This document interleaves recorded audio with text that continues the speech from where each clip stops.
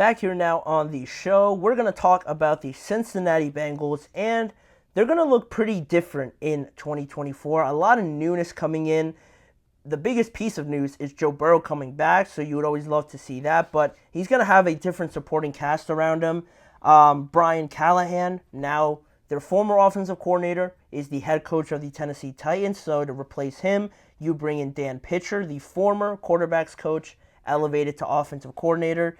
Then you have Joe Mixon, now in Houston. You replace him with Zach Moss, who played for the Indianapolis Colts last year. Tyler Boyd moves on in free agency to the Titans as well. And it is good news that you're able to keep T. Higgins, but there is still that uncertainty around him getting a long-term deal. I don't think that'll happen, but at least he's back for 2024. And they also were able to sign Mike Gesicki, draft Jermaine Burton, and also add to their offensive line in Amarius Mims. So a lot of new names that a lot of people might not be too familiar with if you're a Bengals fan or if you're not a Bengals fan, and how these players can impact the Bengals offense going forward. But Burrow gave his thoughts, his just overall view on how they're going to adapt to these new weapons and their new personnel.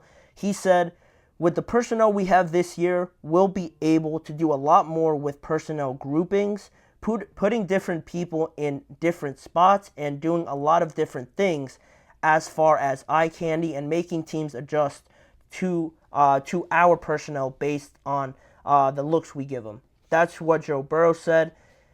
Interesting if this is a part where you sort of really have to get into the formations and things like that of football. Not to nerd out too much, but looking at what Joe Burrow means by personnel and, adjusting their personnel, doing a lot more of the eye candy thing, more deception to opposing defenses. If you look at the personnel usage for Joe Burrow through the first 4 years of his career with the Cincinnati Bengals, the Bengals have used a lot of 11 personnel, which means one running back and only one tight end out there.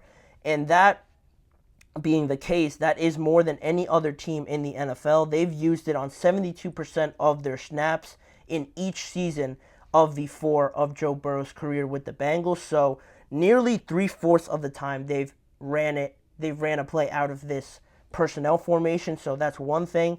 They've really enjoyed doing that. But almost also, they've never ran 2 running backs. They've never had a 2 running back set, hardly ever.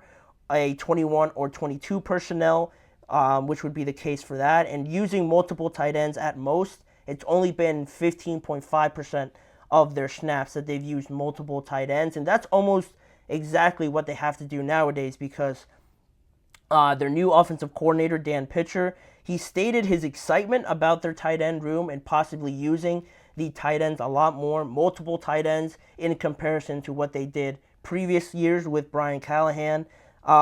He's excited about adding Mike Gesicki. Drew Sample is also included in that, and Tanner Hudson also. He's excited about their ability to not only, contribute to the offense, complement each other, but also their abilities to play in the slot, especially Mike Gesicki in the slot. He has played 53% of his snaps since 2018 when he was drafted out of the slot, so it's not like he's never done this before. It's probably a big reason why the Bengals were attracted to Mike Gesicki in the first place, and you could only imagine he's probably going to take up that Tyler Boyd role, because Mike Gesicki also isn't really the biggest tight end. He doesn't really compare to the look of a George Kittle or even a Travis Kelce almost. He seems a little bit more thin-framed, almost like a just bigger receiver. So putting him in the slot, and why so many teams or so many times the Dolphins have put him in the slot, is because of that, I'm sure.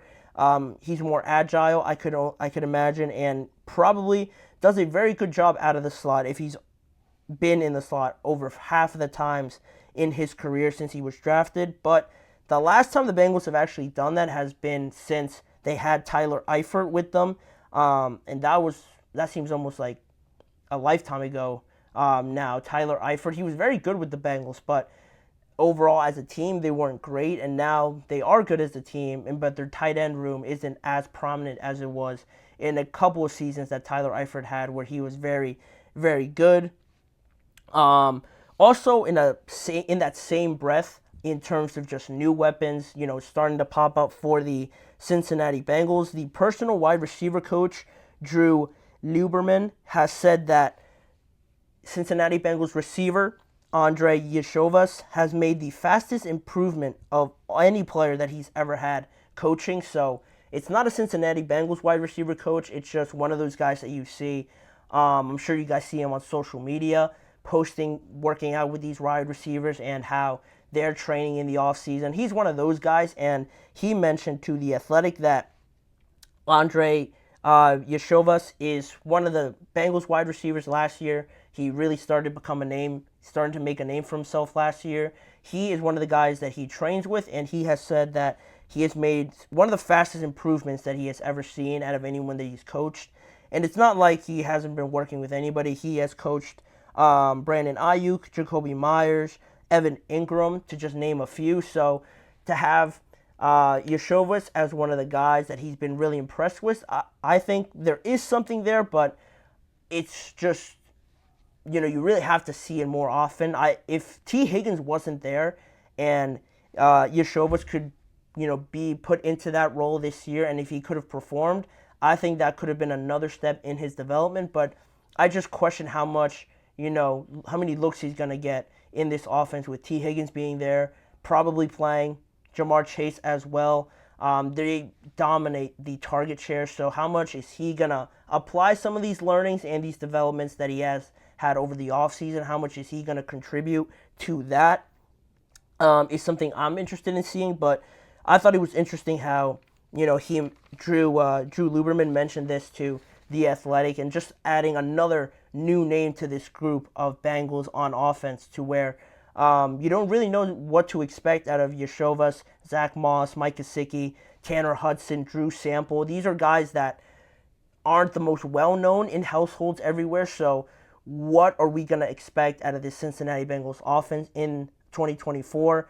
I will admit that Gesicki is an improvement in that room, in the tight end room, specifically speaking. I think it does make them better, adding a different dimension, more versatility, like Pitcher mentioned, their offensive coordinator, putting him in the slot or as a traditional tight end, multiple tight end sets, whatever it is. They're going to find a way to move him around and be creative with them.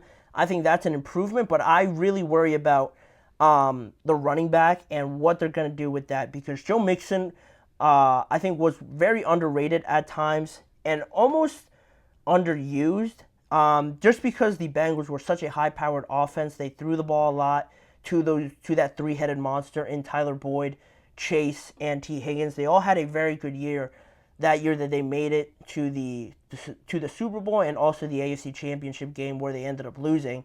They all played great parts in that, were very, very good. And Joe Mixon got his share, certainly, but I always felt he could have done a little bit more, and he wasn't being used to the full capacity that I had envisioned with him. So now that he isn't there, maybe it benefits them more because they don't feel maybe the urge to give the ball to Joe Mixon so many times, or wanting to give the ball to Joe Mixon more often. With Zach Moss there, I just question the potential lack of balance we could see in this offense if it's just always pass, pass, pass.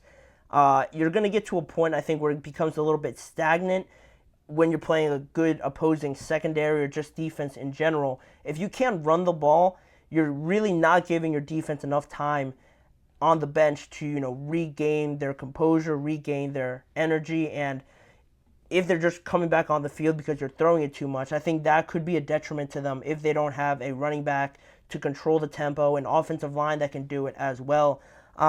It seems like with Joe Burrow, they're going to be better, obviously, when they come back, but at the same time, I think almost ignoring the running back position or just not trying to improve it, maybe going out there and being more eager about adding a Derrick Henry, a Tony Pollard, or Josh Jacobs, or any of these other guys. I think that's where they're lacking. That's where I think most of my doubts lie with this Cincinnati Bengals team. But just on the question, am I buying or selling on this new Bengals offense? I'm probably selling at this moment. I'm selling right now my stock in them. Just I don't think there's too much confidence in some of these new guys overall. Gesicki is an improvement.